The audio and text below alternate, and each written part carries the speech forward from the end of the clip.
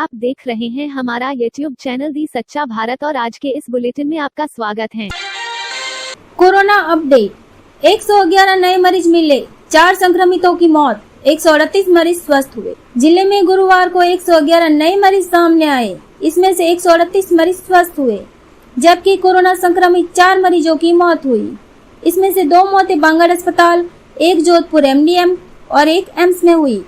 मंगलवार को 2557 लोगों के सैंपलिंग किए गए। जिले में अब तक कोरोना के 33,943 मरीज सामने आ चुके हैं। इसमें से 28,576 मरीज स्वस्थ हो चुके हैं। जिले में 5,367 केस वर्तमान में एक्टिव है। जिले में कोरोना से अब तक 456 लोगों की मौत हो चुकी है। अब तक 2,41,154 लोगों के सैंपलिंग लिए जा चुके हैं। रिकवरी रेट 84.5% पहुँच गई है। बीमारी के कारण लॉकडाउन में नौकरी से निकाल दिए जाने से परेशान एक युवक ने जालोरी गेट के समीप तार से फंदा लगा लिया और झूल गया। निकट के पुलिस नाके पर खड़े एसआई मूल सिंह ने उसे ऐसा करते देख लिया। वे तेजी से युवक की तरफ भागे और उसे ऊपर उठाया। तब तक अन्य पुलिसकर्मी व लोग वहां पहुंचे और गले से फंदा निकाल युवक को बचा लिया। मैं वो चालान बना था छोड़ने पर जितने मैं सामने देखा दुकान के सामने एक आदमी फांसी खा के लटक रहा है। मैं दौड़ के गया वहाँ तो ऊपर किया, उठाया, उसकी रस्सी निकली, जितने उसके आंखें निकलने के लिए बाल तो निकाल के उसको बचा लिया। युवक का नाम मनोज पटेल है जो मध्य प्रदेश का रहने वाला है। केंद्र सरकार ने सोशल मीडिया गाइडलाइंस के पालन को लेकर सख्ती दिखाना शुरू कर दिया है। सूचना एवं प्रसारण मंत्रालय ने गुरुवार को डिजिटल मीडिया समेत OTT प्लेटफॉर्म्स को 15 दिन की डेडलाइन दे दी है। इसके तहत ऐसी कंपनियों को यह बताना होगा कि उन्होंने नई गाइडलाइंस को लेकर क्या किया है। आपको बता दें कि केंद्र की मोदी सरकार ने 25 फरवरी को सोशल मीडिया और OTT प्लेटफॉर्म्स के लिए नई गाइडलाइन जारी की और नियमों को सख्त किया। सरकार ने फेसबुक, ट्विटर, व्हाट्सएप जैसी सोशल मीडिया कंपनियों को नई गाइडलाइन लागू करने के लिए 3 महीने का समय दिया था। 25 मई को केंद्र सरकार की नई गाइडलाइन की अंतिम तारीख समाप्त हो गई। ऐसे में केंद्र की नई गाइडलाइन लागू नहीं करने वाले सोशल मीडिया प्लेटफॉर्म्स को भारत में प्रतिबंध किया जा सकता है। पश्चिम बंगाल के पूर्वी मेदिनीपुर जिले के दीघा में बुधवार को आई आज तूफान ने सब तहस नहस कर दिया। यहाँ टूटे हुए होटल, फुटपाथ, उखड़े हुए पेड़ और रिजॉर्ट में घुसा समंदर का पानी ये बताने के लिए काफी है कि आज तूफान ने किस कदर तबाही मचाई है। दीघा के लोग डरे हुए हैं। उन्होंने ऐसा मंजर अपनी जिंदगी में पहले कभी नहीं देखा। इस तूफान की वजह से टूरिज्म इंडस्ट्री से जुड़े लोगों के सामने रोजी रोटी का संकट खड़ा हो गया है। अब उन्हें शुक्रवार को दौरे पर आने वाली मुख्यमंत्री ममता बनर्जी से कुछ उम्मीदें हैं। ऐसा ही हाल हावड़ा जिले के विश्व प्रसिद्ध रामकृष्ण परमहंस और स्वामी विवेकानंद आश्रम बेलूर मठ का है, जहां तेज बरसात से हावड़ा की हुगली नदी में आई बाढ़ का पानी आश्रम परिसर में घुस गया। इससे कोलकाता पोर्ट ट्रस्ट की तरफ से बनाई गई GT को भी नुकसान पहुंचा है। तूफान से पश्चिम बंगाल और ओडिशा के 20 लाख लोग प्रभावित हुए हैं। जयपुर के भाबरू गांव से लगे हाईवे पर दूध से भरा टैंकर पलटा तो लोगों में दूध लूटने की होड़ मच गई।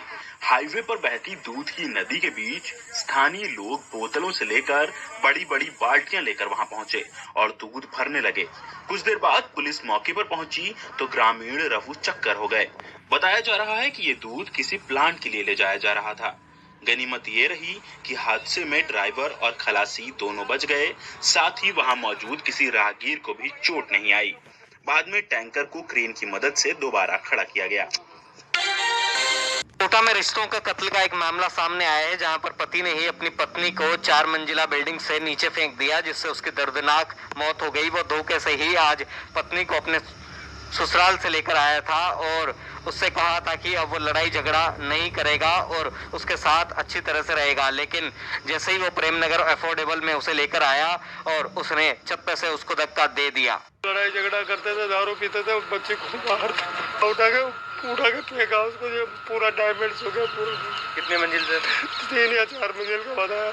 तो वो बेटा अफोर्डेबल में रहता था? नहीं रहता नहीं था, धोखे से ले गया था। आज कमरा लिया मैंने किराए से, सफाई करनी है, वो चलो वहाँ रह के, मतलब हमारा तो कोई भी नहीं था, बच्चे कोई नहीं थे। हम तो रहता है आवारा की नहीं घूमता है, यही रहता था।